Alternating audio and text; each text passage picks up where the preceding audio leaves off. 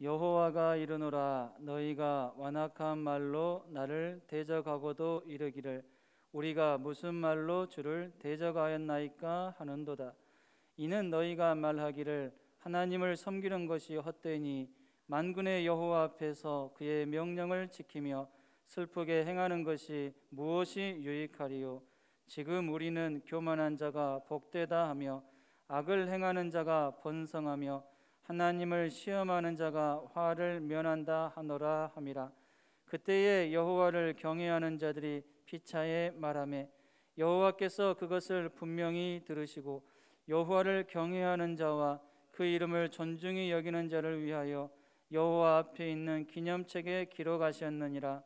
만군의 여호와가 이르노라 나는 내가 정한 날에 그들을 나의 특별한 소유로 삼을 것이요 또 사람이 자기를 섬기는 아들을 아낌같이 내가 그들을 아끼리니 그때에 너희가 돌아와서 의인과 악인을 분별하고 하나님을 섬기는 자와 섬기지 아니하는 자를 분별하리라. 아멘. 할렐루야. 삶의 방정식이라는 제목으로 말씀을 전합니다. 사람마다 나름대로 살아가는 방정식이 있습니다. 나는 도대체 나의 삶의 방정식이 무엇인지 잘 모르겠다라고 말하시는 분들도 계시지만 자세히 살펴보면 그 사람 나름대로의 삶의 방정식이 있음을 발견하게 됩니다. 여기서 삶의 방정식은 곧 그 사람이 살아가는 삶의 스타일, 방식이라고 말할 수 있습니다. 사람마다 중요하게 생각하는 가치는 다릅니다. 다른 것은 모두 양보해도 이것만큼은 양보할 수 없다라고 말하는 소위 자기만의 원칙, 방식이 있습니다. 그래서 누군가가 이 부분을 건드리면 용서가 안 되어서 문제가 발생하기도 하죠. 사람마다 이렇게 삶의 방정식이 다르다 보니 어떤 상황을 대하는 방식이 다르고 어떤 사람에 대한 평가도 다릅니다. 물론 나와 똑같이 평가하는 사람도 있지만 대부분은 나와 다르게 평가하는 사람들이 많음을 보게 됩니다. 요즘 서울시장과 부산시장 재보궐 선거 준비가 한창인데 여야 예비 후보자들에 대한 평가는 각각 다릅니다. 같은 당이라고 해도 생각이 달라서 의견 충돌이 일어나기도 하고 분명히 당은 다른데 추구하는 방향 그리고 생각은 같아서 서로 협치를 이루려고 하는 일도 일어나기도 합니다. 그렇다 보니 정치에는 협치와 분열이 계속 일어나는 것 같습니다. 삶의 방정식이 각각 다르기 때문에 어떤 상황에 대해서 다르게 반응하고 또 어떤 사람에 대해서 다르게 평가하는 것 충분히 그럴 수 있다고 생각을 합니다. 그러나 분명한 것은 모든 반응과 평가에는 올바른 평가, 올바른 반응이 있는가 하면 잘못된 반응과 잘못된 평가도 있다는 것입니다. 사회적으로나 윤리적으로 도덕적으로 도저히 용납이 되지 않은 그러한 일을 행한 사람이 있는데 누군가가 그 사람의 삶의 방식이니까 그냥 이해해 줍시다, 용서해 줍시다 그렇게 말한다면 그 누가 그 사람의 말에 동조하고 그래서 이해해주고 용서할 수 있겠습니까? 잘못된 삶의 방식으로 잘못된 일을 행한 그 사람이 먼저 석고되지 않은 자세로 용서를 구해야 되지 않겠습니까? 용서할 것인가 말 것인가는 그 다음 문제라고 생각을 합니다. 요즘 소위 잘 나가는 운동선수나 가수들이 과거에 자신들이 행했던 악한 일들로 인해서 많은 질타를 받고 있는 것을 보게 됩니다. 그나마 다행인 것은 자신들이 과거에 행했던 그런 악한 일들에 대해서 잘못했다, 피해자에게 사과하겠다, 또 보상하겠다 이러한 말들을 하는 것은 그나마 다행이다라고 생각을 합니다. 왜냐하면 우리 주위에는 분명히 큰 죄를 지었음에도 불구하고 나는 죄가 없다, 나는 죄를 짓지 않았다 오리발 내밀고 뻔뻔하게 대응해 나가는 소위 잘 나가는 사람들이 많이 있기 때문입니다. 그런 사람들에 비하면 잘못했다라고 말하고 용서를 구하는 이런 사람들은 그나마 훨씬 낫다라고 생각이 되는 거죠. 그런데 또 한편으로는 이러한 일이 터지기 전에는 과연 그들이 과거에 이렇게 행했던 악한 일들에 대해서 죄책감을 가지고 있었을까? 이러한 일들이 밝혀지기 전에 과연 그들의 마음속에는 과거에 자신들이 행했던 그 사람, 잘못된 일을 행했던 그 사람들에게, 피해자에게 참 죄책감을 가지고 있었을까, 이런 생각도 해보게 됩니다. 결국 한 사람의 삶의 방정식에 문제가 있으면 지금 내가 아무리 잘 나가고 있다 하더라도 한순간에 몰락할 수 있다는 것을 깨닫게 됩니다. 오늘 말씀을 통해서 우리 각자의 삶의 방정식을 점검해 보기를 원합니다. 잘못된 삶의 방식이 있다면 하루라도 빨리 고치고 바꿀 수 있기를 바랍니다. 특별히 주님께서 보시기에 의롭고 또 아름답고 또 주님 보시기에 인정받을 수 있는 그러한 삶의 방정식은 무엇인지를 깨닫고 그러한 방식을 추구하면서 믿음으로 멋지게 살아가는 저와 여러분이 될 수 있기를 바랍니다. 말라기에는 포로 귀환 후에 유다 백성들의 삶의 방정식이 어떠했는지에 대해서 적나라하게 나타나고 있습니다. 이들의 삶의 방정식은 크게 두 부류로 나뉘었습니다. 한 부류는 하나님을 제대로 믿지 않는 자의 삶의 방정식이고, 또 한 부류는 하나님을 제대로 믿고 살았던 그러한 사람들이 추구했던 삶의 방정식입니다. 먼저 하나님을 제대로 믿지 않았던 자들의 삶의 방정식 어떠했는지 살펴봅니다. 이들의 삶의 방정식은 오늘 본문 14절에서 잘 말해주는 것처럼 하나님을 섬기는 것이 무엇이 유익하리요 였습니다. 여기서 무엇이 유익하리요라는 이 말은 전혀 유익이 없다, 무익하다, 쓸모없다, 시간 낭비다, 정력 낭비다, 이러한 의미가 있습니다. 즉 말라기 선지자 시대의 유다 백성들 가운데 하나님을 섬기며 사는 것은 그야말로 의미 없는 삶이다, 시간 낭비고 정력 낭비고 쓸모없는 일이다, 헛된 일이다, 이렇게 말하는 사람들이 많이 있었다라는 사실입니다. 이들이 이렇게 생각하게 된 구체적인 이유가 무엇일까요? 그들이 하나님을 가리켜 불의한 하나님으로 생각했기 때문입니다. 하나님이 불의한 하나님이시라고 생각을 했기 때문에 그들이 하나님을 섬기려고 했던 모든 것을 다 중단하고 거짓된 모습으로 하나님 앞에 나아가게 되었다라는 거죠. 말라기 2장 17절 하반절, 말라기 3장 15절 말씀입니다. 이는 너희가 말하기를 모든 악을 행하는 자는 여호와의 눈에 좋게 보이며 그에게 기쁨이 된다 하며, 또 말하기를 정의의 하나님이 어디 계시냐 함이니라. 지금 우리는 교만한 자가 복되다 하며 악을 행하는 자가 번성하며 하나님을 시험하는 자가 화를 면한다 하노라 함이라.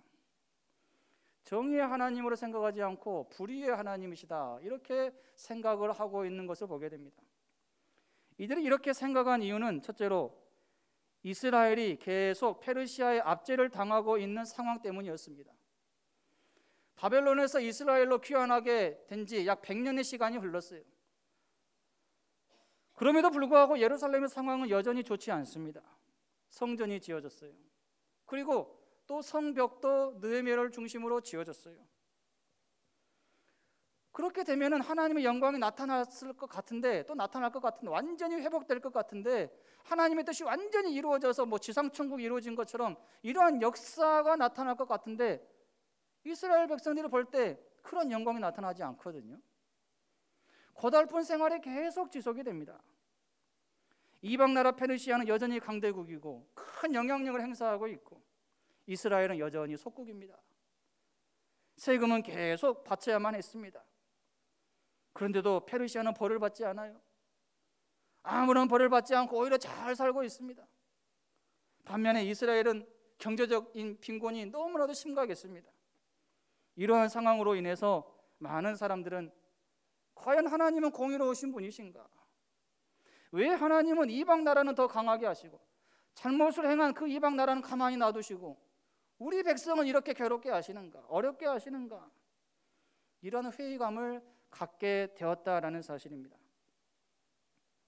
두 번째로 그들은 유다 백성들이 영적으로 완전히 침체되었기 때문에 그들은 하나님을 불의한 하나님으로 여겼습니다. 믿음이 떨어지면 항상 하나님을 향해서 이렇게 공격적인 어조로 말하게 되어 있어요. 말라기 선지자가 활동한 시기에 대해서 여러 가지 말이 있지만 보통적으로 에스라와 느헤미야가 활동했던 시기, 그 시대가 거의 동시대로 봅니다. 특별히 성전 재건이 이루어졌고 성벽 재건이 이루어지고 나서 이스라엘 백성들이 다시 영적으로 심각한 상태에 빠지게 된 어느 때에 말라기 선지자가 하나님의 메시지를 선포했다라고 봅니다. 이들의 신앙이 이때 침체됨으로 인해서 나타난 증상이 있었어요. 그 증상은 뻔뻔함이었습니다. 하나님을 멸시했고 하나님을 존경하지 않았어요. 하나님을 대적했어요. 하나님께서 분명히 그러한 부분들에 대해서 언급을 하셨어요. 너희들은 왜 나를 대적하느냐? 왜 나를 공격하느냐? 왜 나를 존경하지 않느냐? 왜 너희들이 그런 식으로 행동하느냐? 그렇게 하나님께서 지적하셨어요. 그런데도 그들은 뻔뻔하게 대꾸합니다. 전혀 우리가 그런 적이 없다. 하나님을 존경했다. 하나님을 존경하지 않은 적이 없다. 이렇게 뻔뻔하게 하나님 앞에 대꾸하는 모습을 보게 됩니다. 말라기 1장 6절입니다. 내 이름을 멸시하는 제사장들아, 나 만군의 여호와가 너희에게 이르기를 아들은 그 아버지를 종은 그 주인을 공경하나니 내가 아버지일진데 나를 공경함이 어디 있느냐? 내가 주인일진데 나를 두려워함이 어디 있느냐 하나 너희는 이르기를 우리가 어떻게 주의 이름을 멸시하였나이까? 멸시한 적이 없다라는 말이죠. 그렇게 뻔뻔한 모습을 지금 보이고 있어요. 말라기 1장 7절에 너희가 더러운 떡을 나의 제단에 드리고도 말하기를 우리가 어떻게 주를 더럽게 하였나이까? 얼마나 뻔뻔한 모습입니까? 2장 17절에 너희가 말로 여호와를 괴롭게 하고도 이르기를 우리가 어떻게 여호와를 괴롭게 하였나이까? 말로 여호와를 괴롭게 한 적이 없대요. 분명히 하나님은 다 알고 계시는데. 말라기 3장 7절에 만군의 여호와가 이르노라 너희 조상들의 날로부터 너희가 나의 규례를 떠나 지키지 아니하였도다. 그런즉 내게로 돌아오라. 그리하면 나도 너희에게로 돌아가리라 하였더니 너희가 이르기를 우리가 어떻게 하여야 돌아가리까 하는도다. 돌아가지 않겠다라는 말입니다. 우리가 하나님의 명령을 떠난 적이 없다라는 말이에요. 말라기 3장 13절에 여호와가 이르노라 너희가 완악한 말로 나를 대적하고도 이르기를 우리가 무슨 말로 주를 대적하였나이까? 말로 하나님 대적한 적 없습니다. 이렇게 뻔뻔한 모습을 보이고 있습니다. 이들의 이러한 뻔뻔함은 오늘 본문 3장 13절에서 극에 달합니다. 3장 14절에 이는 너희가 말하기를 하나님을 섬기는 것이 헛되니 만군의 여호와 앞에서 그 명령을 지키며 슬프게 행하는 것이 무엇이 유익하리요? 아무런 유익이 없다. 쓸모없는 일이다. 앞으로는 하지 않겠다. 이러한 말이죠. 이러한 생각, 하나님에 대해서 불의한 하나님이다라고 생각하고 있기 때문에 그들의 생각, 이러한 그들의 마음 자세는 결국 행동으로 나타나게 됩니다. 뻔뻔한 태도, 뻔뻔한 생각이 이제는 뻔뻔한 태도, 뻔뻔한 행동으로 나타나게 됩니다. 엉터리 제사를 드리게 돼요. 엉터리 예배를 드리게 됩니다. 제단에 더러운 떡을 드립니다. 하나님이 받지 않는 가증히 여기는 떡을 드려요. 흠 있는 제물을 드립니다. 흠 없는 구별된 제물을 드려야 되는데 별 생각이 없어요. 그냥 정성껏 준비할 겨를이 없어요. 또 생각도 없어요. 관심도 없어요. 흠 있는 제물을 드립니다. 말라기 1장 8절입니다. 만군의 여호와가 이르노라 너희가 눈먼 희생 제물을 바치는 것이 어찌 악하지 아니하며 저는 것 병든 것을 드리는 것이 어찌 악하지 아니하냐? 이제 그것을 너희 총독에게 드려보라. 그가 너를 기뻐하겠으며 너를 받아주겠느냐? 오죽하면 하나님께서 성전 문을 닫을 사람이 있었으면 좋겠다 이렇게 말할 정도예요. 말라기 1장 10절에 만군의 여호와가 이르노라 너희가 내 제단 위에 헛되이 불사르지 못하게 하기 위하여 너희 중에 성전 문을 닫을 자가 있었으면 좋겠도다. 내가 너희를 기뻐하지 아니하며 너희가 손으로 드리는 것을 받지도 아니하리라. 그들은 11조를 제대로 드리지 않았어요. 뻔뻔한 태도가 이제 뻔뻔한 행동으로 이어지게 되죠. 말라기 3장 8절로 9절에 사람이 어찌 하나님의 것을 도둑질하겠느냐? 그러나 너희는 나의 것을 도둑질하고도 말하기를 우리가 어떻게 주의 것을 도둑질하였나이까 하는도다. 이는 곧 11조와 봉헌물이라. 하나님께서 그들을 향해서 너희가 왜 나의 것을 도둑질하느냐? 11조를 구별해서 내야 되는데 왜 너희가 내지 않느냐? 이것은 도둑질하는 행동이다. 하나님께서 분명히 지적하셨어요. 그런데 그들이 뭐라고 얘기합니까? 우리가 도둑질한 적이 없습니다. 분명히 그렇게 해놓고도 그렇게 한 적이 없대요. 얼마나 뻔뻔한 모습입니까? 얼마나 또 뻔뻔한 행동이에요. 이들은 율법에 어긋나는 삶을 살았습니다. 이방인과 통혼했어요. 이방인과 교제하는 것 하나님께서 싫어하셨어요. 제사장들까지 타락했습니다. 거짓 서약을 하고 안식일을 지키지 않고 약자들을 학대하는 등 온갖 악한 일을 행했습니다. 율법을 범하는 이러한 행동을 했죠. 여러분, 말라기 시대의 유다 백성들이 이렇게 어려운 생활을 하게 된 것, 어려운 환경에 처하게 된 것 누구 책임입니까? 하나님 책임일까요? 아닙니다. 하나님 책임 아니에요. 누구 책임이에요?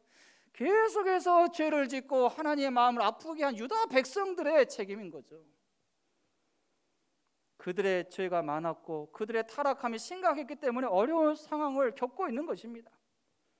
그런데 자신들의 죄에 대해서는 전혀 생각하지 않고 힘들다는 이유로 하나님을 향해서 불평하고 하나님을 대적하는 것은 하나님 앞에서 또 다른 큰 죄를 범하는 것과 같습니다. 또한 남유다 백성들의 조상들이 지은 죄 때문에 지금 그들이 어려움을 겪고 있었던 것이죠. 조상들의 죄로 인한 징계의 연장선상에서 어려움을 겪었습니다. 바벨론에서 70년의 포로 생활을 하고 이방 나라의 압제를 받게 된 궁극적인 이유가 무엇일까요? 그들의 조상들이 하나님께 죄악된 모습으로 살았기 때문이 아니겠습니까? 하나님보다도 이방 나라를 더 의지했기 때문에 하나님께서는 징계로 이방 나라로 하여금 공격을 받게 하고 압제를 당하게 한 것이죠. 또한 현재 말라기 시대의 백성들 가운데 분명히 자신들이 죄를 짓고 있음에도 불구하고 그 죄를 심각하게 여기지 않은, 그 죄를 깨닫지 못하는 자들이 많았기 때문에 지금 어려운 상황을 겪고 있는 것입니다. 하나님을 향해서 불의한 하나님으로 말하고 하나님을 불신하고 대적하는 이러한 백성들이 참 많았기 때문에 참으로 안타까운 시대였다라고 말할 수가 있습니다. 여러분, 이렇게 하나님을 섬기며 사는 삶이 저는 무익한 삶이다라고 말하는 사람들, 이러한 사람들에게 하나님께서 약속하신 것은 무엇이었을까요? 좋은 것 약속하지 않았습니다. 마지막 날에 내가 너희를 철저하게 심판하겠다, 이런 약속하셨어요. 말라기 4장 1절입니다. 함께 읽습니다. 시작. 만군의 여호와가 이르노라. 보라, 영광로 불같은 날이 이르리니 교만한 자와 악을 행하는 자는 다 지푸라기 같을 것이라. 그 이르는 날에 그들을 살라 그 뿌리와 가지를 남기지 아니할 것이로되. 악인의 삶은 결국 진노를 수확하게 되어 있어요. 상상할 수 없는 두려움과 심판이 기다리고 있습니다. 또한 하나님께서 두 번째로 약속하신 것이 있는데, 악인들은 결국 의인에게 철저히 짓밟힘을 당하게 될 날이 올 것이다. 이건 약속하셨어요. 말라기 4장 3절입니다. 또 너희가, 여기서 너희는 의인을 가리킵니다. 의인이 악인을 밟을 것이니 그들이 내가 정한 날에 너희 발바닥 밑에 재와 같으리라. 만군의 여호와의 말이니라. 말라기 시대의 유다 백성들은 이렇게 현재 자신들에게 임하는 어려운 상황으로 인하여서 공의의 하나님을 부인했습니다. 그리고 하나님을 믿으며 살 필요가 없고 하나님의 말씀을 지킬 필요도 없고 또 금식할 필요도 없고 기도할 필요도 없다. 흠 있는 재물 드리고 그냥 마음대로 예배드리고 마음대로 제사 드려도 된다, 이런 생각 가지고 있었어요.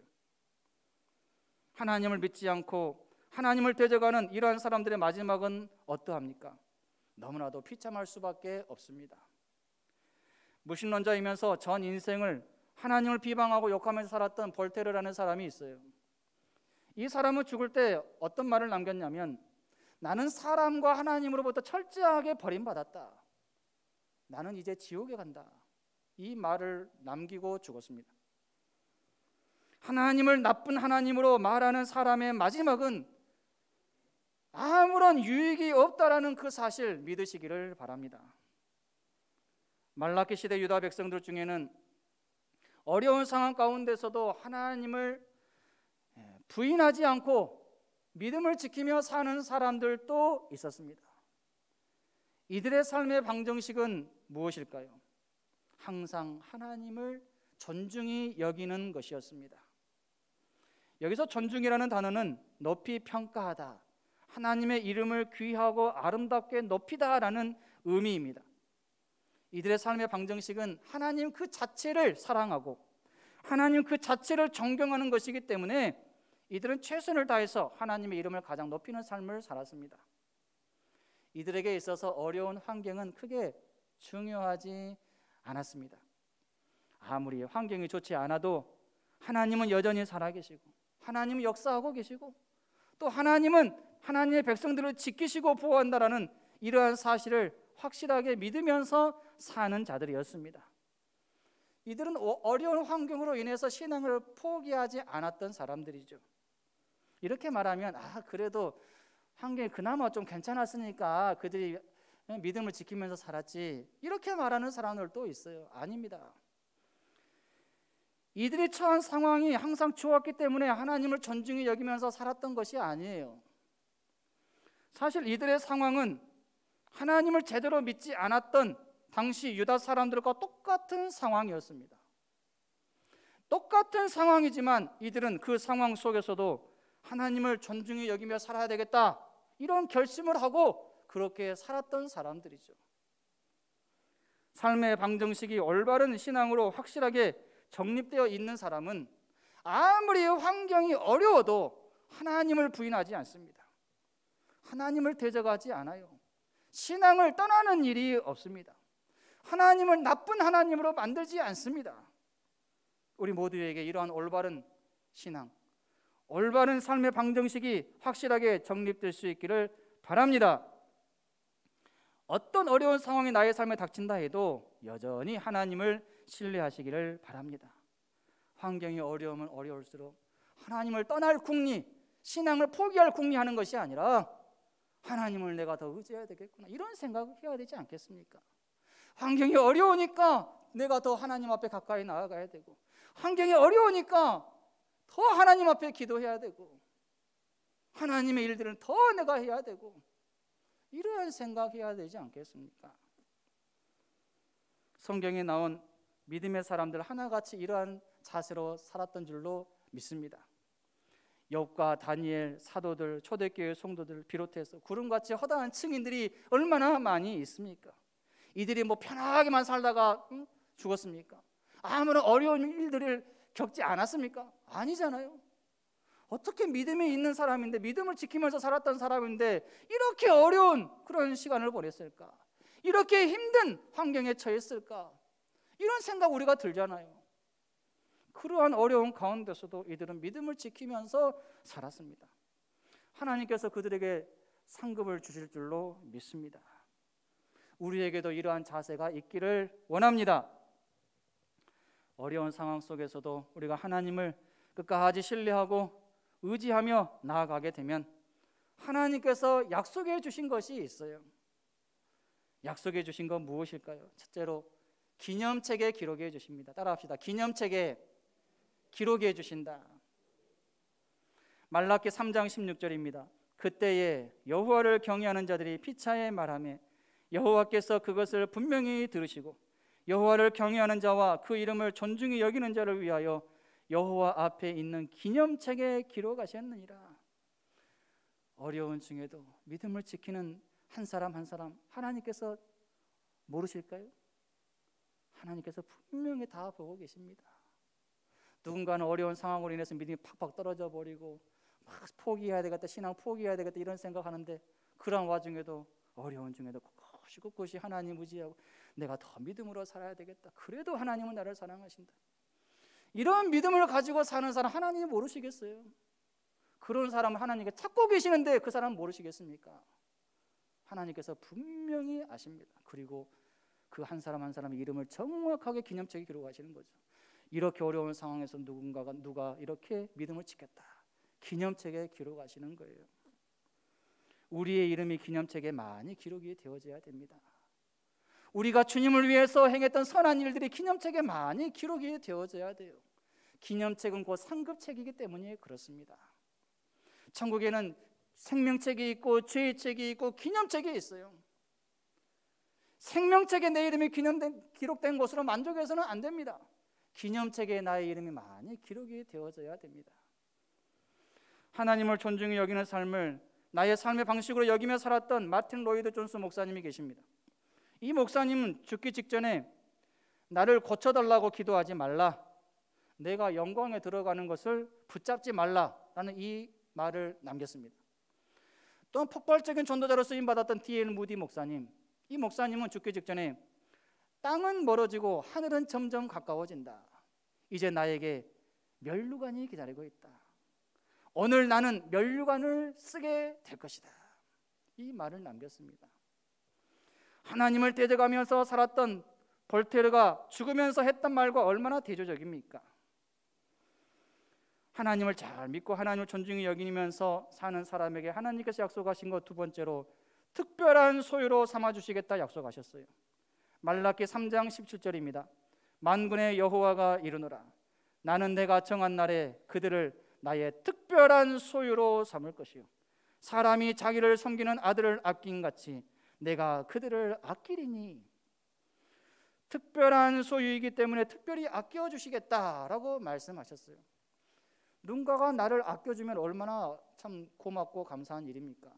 그런데 하나님께서 나를 아껴주시고 보호해주시겠다 그렇게 말씀하시는 거죠. 상상할 수 없는 기쁨을 누리게 해주겠다 약속하셨어요. 말라기 4장 2절입니다. 함께 읽습니다. 내 이름을 경외하는 너희에게는 공의로운 해가 떠올라서 치료하는 광선을 비추리니 너희가 나가서 외양간에서 나온 송아지같이 뛰리라. 할렐루야. 이러한 역사가 반드시 나타나게 주겠다 하나님께서 약속해 주시는 거예요. 지금 너희들이 처한 상황 힘들고 어렵지만 반드시 그 환경이 역전되어지고 변화되어지고 너희들이 기뻐서 뛰는 날이 올 것이다. 그렇게 약속해 주시는 거예요. 어려운 상황 가운데서도 하나님을 존중히 여기는 삶을 삶의 방정식으로 삼고 그렇게 살아가시기를 바랍니다. 하나님께서 하나님의 백성들을 대하시는 방식은 사랑의 방식입니다. 무슨 방식이에요? 사랑의 방식이에요. 하나님께서 우리를 사랑의 방식으로 대하시기 때문에 우리도 하나님을 사랑의 방식으로 대해야 되는데 그렇게 하지 않을 때가 많습니다. 하나님의 사랑은 증명되었어요. 요한복음 3장 16절로 17절에 하나님이 세상을 이처럼 사랑하사 독생자를 주셨으니 이는 그를 믿는 자마다 멸망하지 않고 영생을 얻게 하려 하심이라. 하나님이 그 아들을 세상에 보내신 것은 세상을 심판하려 하심이 아니요 그로 말미암아 세상의 구원을 받게 하려 하심이라. 예수님을 나의 구원자로 믿는 사람들은 이 사실을 확실하게 믿으면서 살아야 합니다. 아무리 어려운 상황이 나에게 닥친다 해도 주님의 사랑, 하나님의 사랑만큼은 절대로 부인해서는 안 됩니다. 부인하려고 하면 입을 가려야 돼요. 입을 막아야 됩니다. 부인하지 않고 믿으시기를 바랍니다. 흔들리지 마시기를 바랍니다. 경고하지 않고 흔들리지 않고 항상 주의 일에 더 힘쓰는 자들이 되라. 하나님께서 그렇게 말씀하셨어요. 말라기 1장 2절에 여호와께서 이르시되 내가 너희를 사랑하였노라 하나 너희는 이르기를 주께서 어떻게 우리를 사랑하셨나이까 하는도다. 하나님께서는 하나님의 백성들에게 특별히 말라기 시대의 백성들에게 지금까지 내가 너희를 사랑하고 지켜주고 보호해 주었다. 내가 너희를 사랑했다. 딱 그렇게 말씀하셨어요. 하나님께서 무슨 대답을 기대하셨을까요? 맞습니다. 하나님께서 우리를 지금까지 지켜주셨습니다. 바벨론 포로 생활 가운데 있었지만 하나님께서 우리에게 귀환하게 해주셨습니다. 성전도 짓게 하셨고 성벽도 짓게 하셨습니다. 할렐루야 하나님 감사합니다. 이런 대답 기대하셨어요. 그런데 하나님께서 기대하는 그 대답은 나오지 않고 어떤 대답이 나옵니까? 하나님께서 어떻게 우리를 사랑하셨습니까? 이렇게 대답하는 거예요. 얼마나 하나님께서 마음이 아프셨을까요? 하나님께서 기대하신 대답했으면 얼마나 좋겠어요. 그런데 아니 하나님 언제 하나님께서 우리를 사랑했습니까? 우리를 어떻게 사랑하셨습니까? 이렇게 대답을 하니 하나님의 마음이 찢어지는 거죠. 이들이 왜 이렇게 말하고 이렇게 행동했을까요? 하나님을 나쁜 하나님으로 오해했기 때문이죠. 여러분, 사랑의 하나님을 악한 하나님으로 오해하지 마시기 바랍니다. 하나님은 아브라함 때부터 이스라엘이라는 나라와 백성들을 약 2000년 넘게 사랑해 주시고 보호해 주셨어요. 구약 때만 그렇게 하셨습니까? 신약 때에도 오늘날에 이르기까지 약 2000년 넘게 하나님께서 하나님의 백성들 지켜주시고 보호해 주셨어요. 또 미래는 어떨까요? 미래에도 하나님께서 확실하게 하나님의 백성들을 지키시고 보호해 주실 줄로 믿습니다. 이 사실을 믿어야 됩니다. 지금 내가 처한 상황이 아무리 어려운 상황이라 할지라도 우리의 마음과 시선, 그 상황에 빼앗겨서는 안 되겠습니다. 어려운 상황 중에도 우리의 마음과 시선은 여전히 우리를 사랑하시는 하나님께 향해야 됩니다. 이러할 때 우리의 신앙은 어려운 상황에서 더욱더 빛을 발하게 될 것이고 우리의 믿음은 더욱더 성숙해지게 될 것입니다. 하나님은 이러한 이유 때문이라도 우리로 하여금 어려운 상황을 직면하게 할 수도 있다는 사실을 명심하시기 바랍니다. 어려운 상황 속에서 과연 네 믿음이 진짜 믿음인지 가짜 믿음인지, 어려운 상황 속에서 네가 신앙을 지키는지 지키지 않는지, 이거 테스트하기 위해서 하나님께서는 어려운 상황 우리에게 주실 수도 있다는 거죠. 이제 말씀을 정리합니다.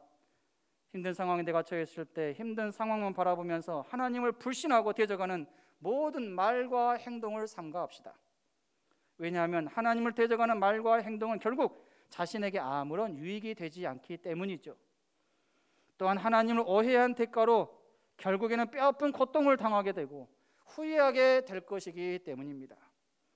내가 하나님에 대해서 오해한 부분에 대해서는 반드시 그 오해가 풀릴 날이 올 것입니다. 그날에 하나님 앞에서 크게 민망해지지 않도록, 민망해하지 않도록 우리는 하나님을 오해하는 말과 행동을 삼가해야 됩니다. 여러분, 우리의 시간표가 있는 것처럼 하나님의 시간표도 있어요. 하나님의 시간표 우리가 다 알 수 없습니다. 때문에 우리는 하나님의 시간표를 믿음으로 바라보면서 기다릴 수 있어야 합니다. 공의의 하나님, 사랑의 하나님께서 반드시 하나님의 뜻대로 선하신 역사 이루실 것이다. 이건 믿고 소망 가운데 살아야 되는 거죠. 로가우라는 사람은 이렇게 말했어요. 하나님의 시간표에 대해서 이렇게 말했어요. 하나님의 맷돌은 비록 느리게 돌아가지만 아무리 작은 것도 갈아내신다. 그리고 하나님은 인내로 기다리고 계시지만 하나도 놓치지 않고 모든 것을 정확히 갈아내신다. 이렇게 말했습니다. 비록 현재 나의 삶이 힘들고 불공평하게 보일지라도, 또는 이해가 안 되는 일이 일어나고 애매하게 고난을 당한다 하더라도 사랑의 하나님 믿고 신뢰하며 하나님을 열심히 섬기며 사시기를 바랍니다. 이 일이야말로 인생에서 가장 가치 있는 일이기 때문입니다. 로마서 8장 18절에 현재의 고난은 장차 우리에게 나타날 영광과 좋게 비교할 수 없도다라고 말씀했습니다. 하나님의 백성들에게는 영광스러운 천국 번향이 기다리고 있습니다. 이 천국 번향에 우리는 아직 도착하지 않았어요. 이것이 이 천국 번향의 도착지예요. 어떤 사람이 신앙생활 열심히 하는데 어려운 중에도 열심히 신앙생활해요. 근데 보니까 옆에 보니까 믿음도 지키지도 않고 신앙도 없는 사람이 잘 되거든요. 잘 살고 있어요. 그 사람에 비해서 자기가 훨씬 더 못 살고 가난하게 살고 힘들게 사니까 이것 때문에 속상해가지고 하나님께 기도합니다. 하나님, 저는 이렇게 믿음을 지키면서 사는데 왜 저는 이렇게 어렵게 삽니까? 그리고 저 사람은 믿음을 지키지 않고 사는데 왜 저 사람은 저렇게 잘 삽니까? 그렇게 기도하니까 하나님께서 어떤 말씀을 하시냐면, 누구누구야, 아직 번향에 너는 도착하지 않았다. 너는 아직 번향에 도착하지 않았다. 무슨 말이에요? 이 번향이라고 하는 것, 천국, 그 천국은 믿는 자들에게 있어서 이것은 하나의 목적지고 도착지잖아요. 그곳에 도착하면 다 이해가 되어지는 거죠. 불평이 변화해서 감사가 되는 거고, 그때 내가 고난 당하는 것이 나에게 상급이고 그 고난이 나에게 불평거리가 아니고 오히려 감사할 제목이었구나, 이렇게 말하게 된다라는 거죠. 여러분, 힘드십니까? 소망 가운데 인내하시기 바랍니다. 천국 번향에 도착했을 때 더욱더 감사하고 더욱더 하나님 앞에 영광 돌릴 수 있도록 지금 현재의 삶, 현재의 고난 믿음으로 잘 이겨내시기를 바랍니다. 지금 포기해버리고 지금 내가 낙심해버리면 주님 앞에 서게 되었을 때, 천국에 도착했을 때 우리는 고개를 들 수가 없을 거예요. 너무나도 부끄러워서 고개를 들지 못할 것입니다. 하나님을 존중히 여기며 사는 자세를 내 삶의 방정식으로 삼고 영원한 천국에 이를 때까지 끝까지 믿음으로 살아가는 저와 여러분이 될 수 있기를 주님의 이름으로 축원합니다.